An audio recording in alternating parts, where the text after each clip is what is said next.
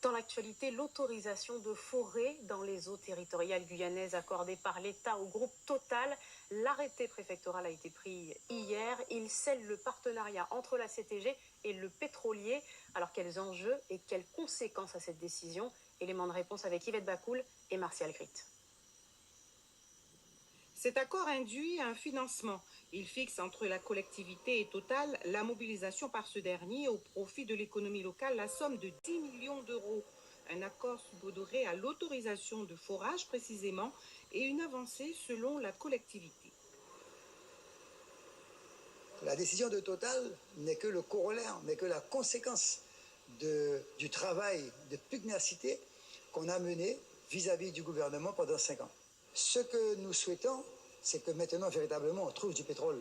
Parce qu'il n'y a pas de raison qu'on trouve des nappes au Guyana, au Suriname, au Brésil et pas en Guyane. Et ainsi, c'est une nouvelle porte, c'est une épopée qu'on offre à la Guyane. Les défenseurs de l'environnement restent vigilants et tirent sur la sonnette d'alarme. En réponse, le groupe Total a signifié déjà avoir effectué une campagne environnementale en octobre 2017. Reste pour la collectivité qu'il faut privilégier l'économie. Je réponds par une formule très simple et apaisée. On ne peut pas mettre la Guyane sous cloche. Je préfère demain offrir 300, 400 emplois à ces jeunes à travers les différentes filières qui vont sortir de la filière pétrolière, de relancer l'économie en général que de voir les jeunes prendre l'avion et servir de mule en France. Depuis le 4 février, la collectivité de Guyane est responsable de l'attribution de permis miniers en mer. C'est donc elle qui fera le choix de signer ou non le permis Guyane maritime. Mais ce serait le seul permis en vertu de la loi hydrocarbures qui met fin à l'exploitation du pétrole et du gaz en France en 2040. C'est pas gagné.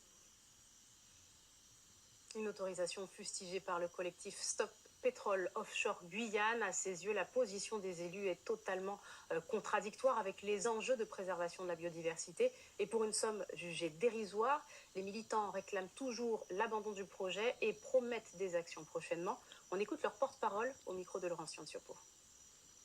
Aujourd'hui que les élus soutiennent ce projet qui est climaticide, alors qu'on a eu un appel du groupe des experts sur le climat il y a quelques semaines. C'est inconcevable, on va à l'encontre des accords de Paris, et puis c'est important au niveau économique pour la Guyane, parce qu'il met en danger une filière qui est la filière de la pêche, avec sa ressource maritime, sa ressource halieutique, et on ne peut pas aujourd'hui mettre en danger des milliers d'emplois sous raison que ça va rapporter un chèque de 10 millions d'euros. C'est deux poids, deux mesures qui n'ont rien à voir et inacceptables. 10 millions d'euros, ça correspond à la construction d'un collège, par exemple. Par rapport aux accords de Guyane, c'est moins de 1% de cet accord. Nous estimons que Rodolphe Alexandre, plutôt que de piétiner les accords de Paris, ferait mieux de faire respecter les accords de Guyane. Nous vous en parlions